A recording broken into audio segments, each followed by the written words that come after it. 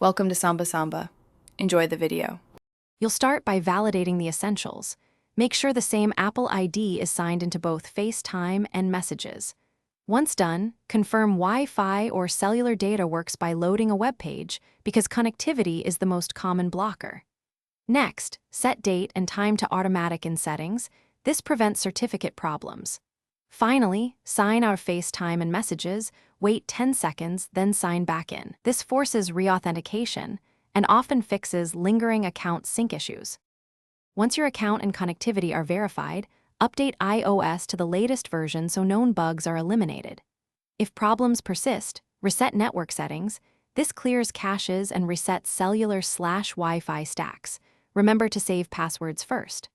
Also, examine Apple system status to rule out server outages because sometimes the issue isn't your device. If you use two-factor authentication, confirm trusted devices and phone numbers. Make sure both services are allowed in screen time and restrictions. To finish, sign out of iCloud completely, restart your device, then sign back in to refresh account tokens across services. Once done, test FaceTime and iMessage from another device or through FaceTime on a Mac to determine whether the fault is device-specific. If calls or messages fail, capture exact error text and timestamps before contacting Apple support.